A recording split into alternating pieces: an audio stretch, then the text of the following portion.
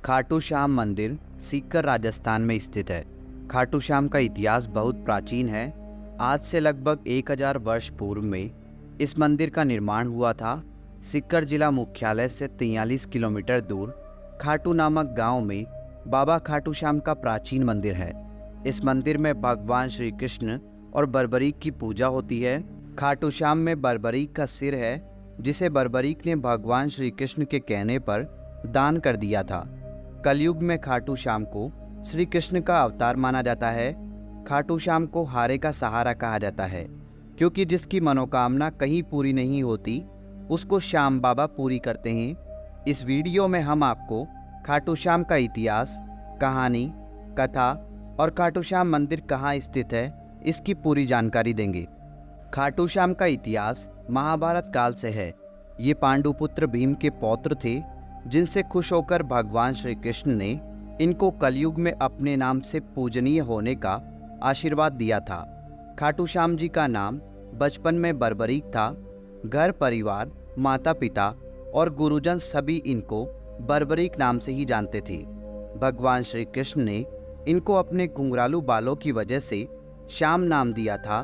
खाटू श्याम जी को श्याम बाबा, दीनों का नाथ, कलयुग का अवतार, शीश का दानी, खाटू वाला श्याम, हारे का सहारा, लकदातार, नील घोड़े का असवार, खाटू नरेश आदि नामों से भी जाना जाता है।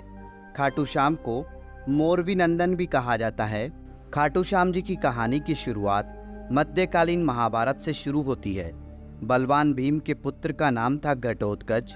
घटोत्कच का विवाह दैत्य राजा मूर की पुत्री कामक कंटकटा, जिसे मौरवी के नाम से भी जाना जाता है, के साथ हुआ था। मौरवी और घटोत्कच ने एक पुत्र को जन्म दिया, जिसका नाम था बर्बरीक। बचपन से ही बर्बरीक ने अपनी माता मौरवी और भगवान श्री कृष्ण से युद्ध कला सीखी। बर्बरीक ने भगवान शिव की तपस्या की, जिससे प्रसन्न होकर शिव जी ने उन्हें 3 बाण दिए। ये 3 बाण उनको तीनों लोकों में विजय दिलवा सकते थे। यह वरदान पाकर बर्बरीक बहुत खुश हुए।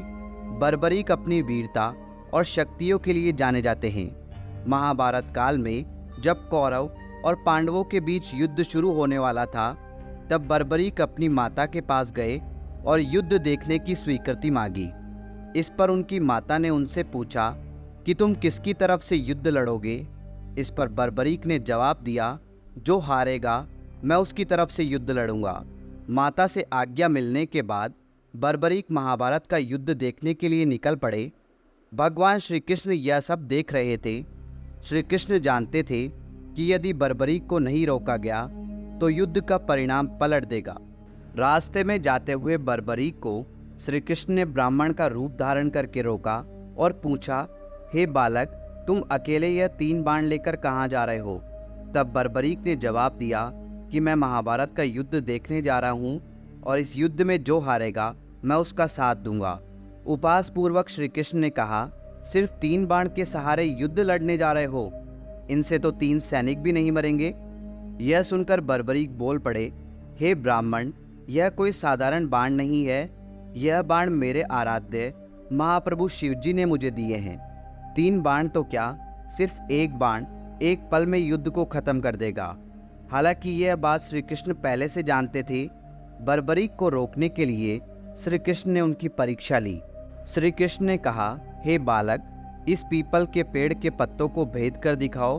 तभी बर्बरीक ने एक बाण निकाला और अपने आराध्य का ध्यान करते हुए बाण छोड़ा, जो पीपल के पेड़ के सभी पत्तों को भेदता हुआ निकल गया। बर्बरीक ने ब्राह्मण से पूछा, आप कौन हो और मुझसे क्या चाहते हो? इस पर उस ब्राह्मण ने जवाब दिया कि मुझे दान चाहिए, क्या तुम दे सकते हो? बर्बरीक ने कहा, मांगो, आपको क्या चाहिए? तब ब्राह्मण ने उनका शीश दान में मांग लिया। यह सुनते ही बर्बरीक समझ गया कि यह कोई साधारण आदमी नहीं है। उसने ब्राह्मण को अपने वास्तविक रूप में आने को कहा।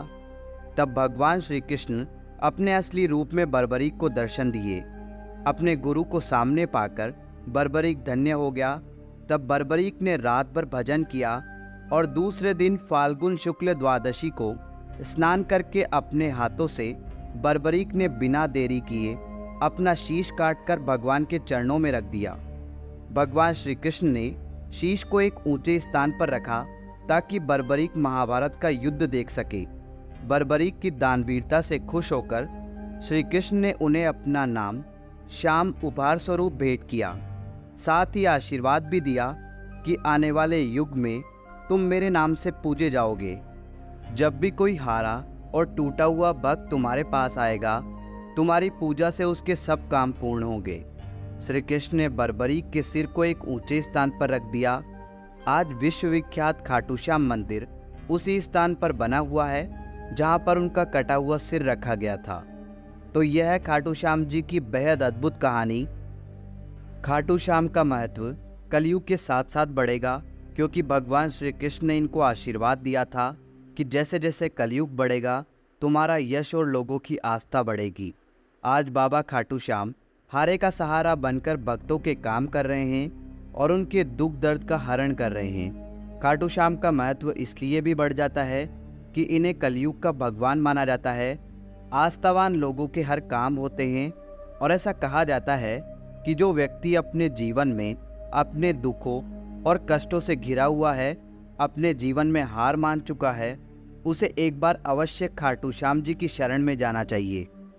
तो दोस्तों, उम्मीद करते हैं बाबा खाटू श्याम का इतिहास और खाटू श्याम जी की कहानी आपको बहुत पसंद आई होगी। कमेंट बॉक्स में खाटू श्याम धणी की जय लिखकर कमेंट जरूर करें। धन्यवाद दोस्तों।